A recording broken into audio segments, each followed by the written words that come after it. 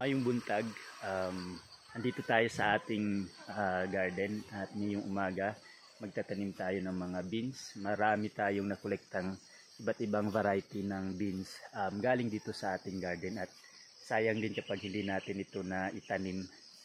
Baka bubukbukin lang, so itatanim natin yun. Pero bago yan, i-check muna natin yung mga sinidling natin ng mga iba't ibang gulay. And so ito yung pechay na sinidling natin. Medyo hindi okay yung tubo dahil kinain ng mga uod. Doon nag-spray na ako ng tubli dito. So sana may survive pa rin kahit papano. Tapos yung gamit pala natin is yung lukong, yung dahon ng saging. Meron kasi tayong plastic dito, kaya lang yung na-observe ko, ayan, hindi ko na ginamit, pero kukuliktahin ko pa rin yung lupa dito. Yung na-observe ko last time na kapag nagtatransplant na tayo, naiiwan yung lupa.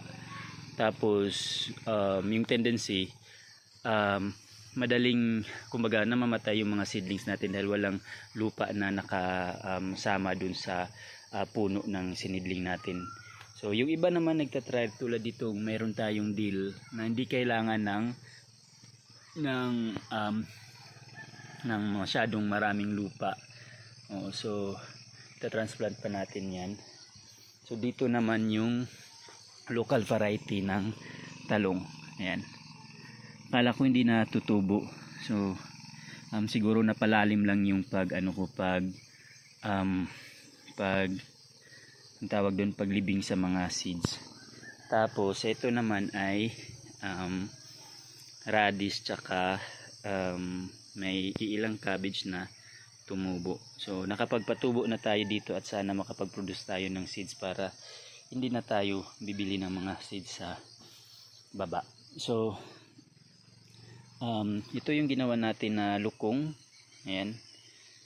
Tapos hindi pa natin ito natamnan, kahapon natin yan ginawa. At yan, may mga seeds pa ng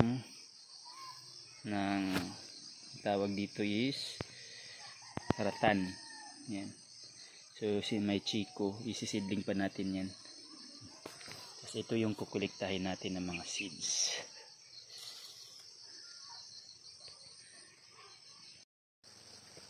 Ito na yung kukuliktahin natin na seeds. Yung kukuliktahin lang natin is itong nabalatan. Yung iba is ititira natin. Minimix ko lang to para masaya kapag in-harvest.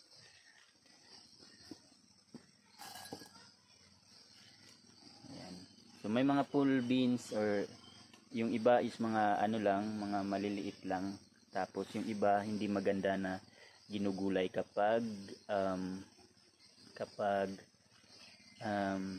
matured, or yung hindi pa matured.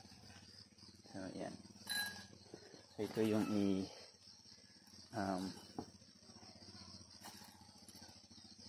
itatanim natin.